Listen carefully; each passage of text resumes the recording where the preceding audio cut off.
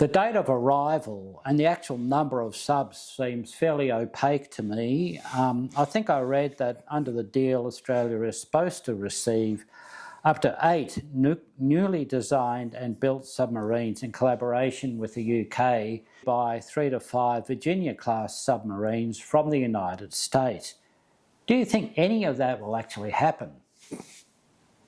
No, I don't think so.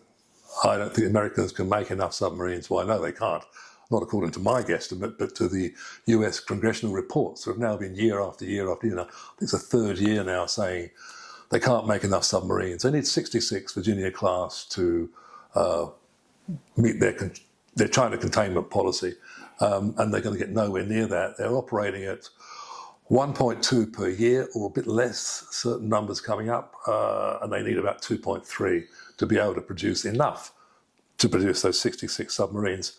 There's no way that they will allow Australia to have 3 submarines that they need for their purpose if they can't rely upon Australia to do what they say they want. Although you need to bear in mind, by the way, the senior administration executives under Biden, during the negotiations in Washington with Andrew Fowler, the secret negotiations, said it's not as though we're going to lose these submarines, is it? They'll still be ours to use. That's how they see Australia. Australia is, I think Assange said, a suburb of Washington.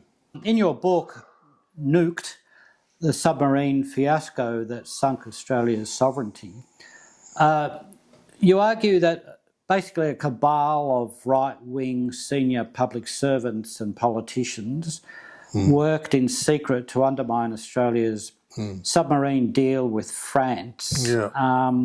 That contract had been signed off in 2016 by the previous Prime Minister, Malcolm Turnbull. What did you find? Well, I found just about one of the most shocking things I've discovered in journalism. I discovered that the Prime Minister of the day, Scott Morrison, and maybe 4 other people had secretly worked and set up a unit inside the Defence Department to operate a plan which would scupper the French system and that we would go with the Americans. And that there was no debate about this. There was no openness. Treasury wasn't told.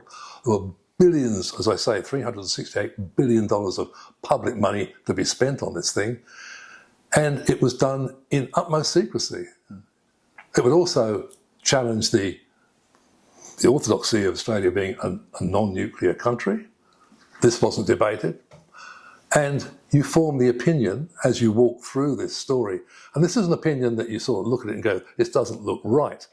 As you walk through the chronology of it, you see that one of the fundamental reasons why we went with nuclear submarines with the United States and kept Labor and the opposition out of any discussion was to wedge Labor in the election.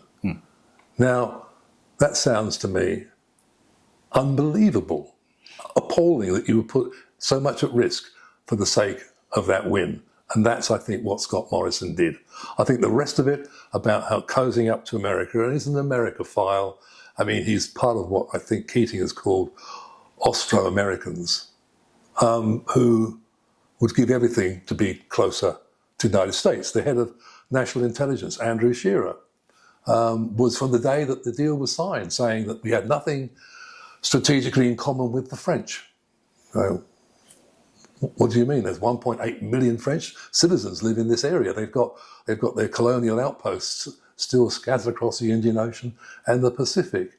I found the ideology of this stuff so appalling that it's what drove me on, if you like. And the more I got into it, the more I realised how deeply unsettling all this was to accountable government and executive overreach. Do over the French and suck up to those the United States. You know, Bill, I couldn't put it better myself. Absolutely. I mean, the Americans, and this is quoted in the New York Times, Biden said, the French are not a good fit for us. And the subtext of that is, we don't want the French in the Pacific having anything to do with our major ally and our major sort of aircraft carrier, offshore aircraft carrier, to contain the rise of China, because they're independent. They didn't join the 2003 war in Iraq. And that came up again and again and again in discussions inside that group when they were discussing the French in the military in Australia, in Defence Department. That the French in 2003, and they're always the people that didn't support us, do not support American hegemony. Well, what a surprise that is, isn't it, that the French don't support American hegemony? Well, they've had a long history of that.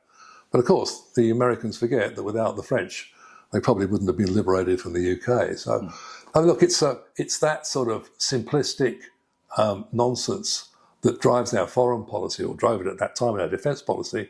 And I just thought it was appalling that we could go down that route. And why did we end up with nuclear submarines? We ended up with nuclear submarines not because they were better, because they're not necessarily better, they're actually noisier. You can't shut them down completely, but because the Americans don't make non-nuclear submarines. So it's that way round. We go to America and we have to have nukes. And by the way, we're not going to get them. The AUKUS project or pact is costed at hundreds of billions of dollars, involves national security, military intelligence, issues of sovereignty, and some fairly grubby politics, all areas steeped in the utmost secrecy. How did you begin researching that story? There are many people who don't want these kind of stories told. And so I was very cautious about what I call peeling the onion. So you've got to move in very, very carefully, because if you move too quickly to the middle, then other doors close around you. So it was a difficult operation. Not that that was sort of overly secretive, but you need to be very, very careful about the way you open the gates and move through them.